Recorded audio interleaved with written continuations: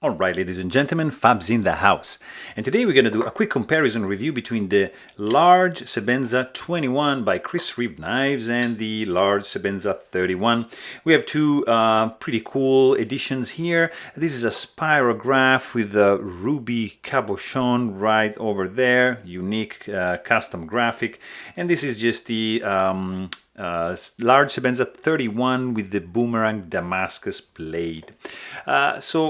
The 21 can come in three different blade shapes. The drop point, which is this one over here, and then it comes also in a single blade, kind of like a Wharncliffe kind of thing, and Tanto blade. Whereas as of July 2020, the Sebenza 31 only comes in a drop point blade.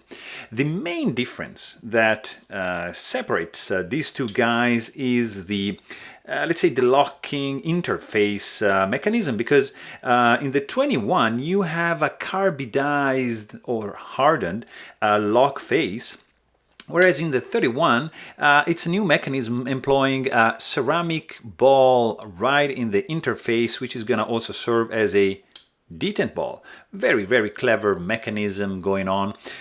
Also something different is going to be the inlays shape. I don't have a 31 with inlays over here, but the 21 has inlays like this, so two slabs of wood or micarta or carbon fiber, depends on the edition you're gonna get, and just one on the back.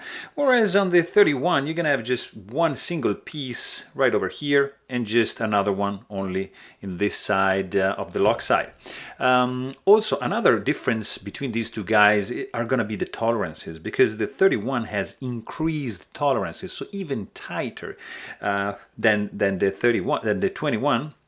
And it's gonna be even more precise. So also, like in this case, this is a very special edition. This is a spirograph Damascus, but the 21 used to come in raindrop Damascus, in ladder and basket weave, whereas the 31 comes in raindrop, in ladder and in boomerang, which is this pattern right over here. Also, another difference between these two guys, it's the pocket clip. As you can see on the 31 there, it's like offset, so it has a little bit of an angle compared to this one, which is just parallel to the cutout of the lock. So to remove some hotspot created by the clip ramp right over there. Also, another difference that you might miss is the wider cutout right over here in order to access the lock bar and disengage the lock bar. As you can see here, is chamfered in a wider way, so it's more comfortable than this one. And also, if you see the actual lock bar, you're gonna see that there's some chamfering also going on right over here on the lock bar, whereas it's not present in this one. There's just like regular inner chamfering going on. Also, another little detail is right around the lanyard exit.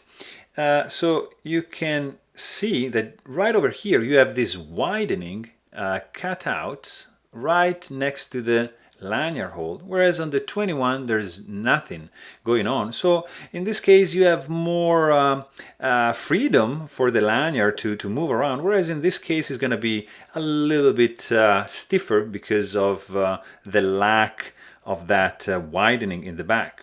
But everything else, it's pretty much the same. There's just a very slight difference. For example, in the hole right over here, you see in the 21 a wider chamfering on this hole and just a narrower right on this one. And of course, the main hole in the presentation scale, which in this case is occupied by the cabochon, or in a normal one it would be just like this, it's gone. So this was used to keep the scale in place. They changed the technology so that the hole is not needed anymore, and it's just simply gone. So yeah, so there you have it, guys. If I missed something, please let me know in the comments down below. Hope you guys enjoyed this video. Thanks for watching and stay tuned.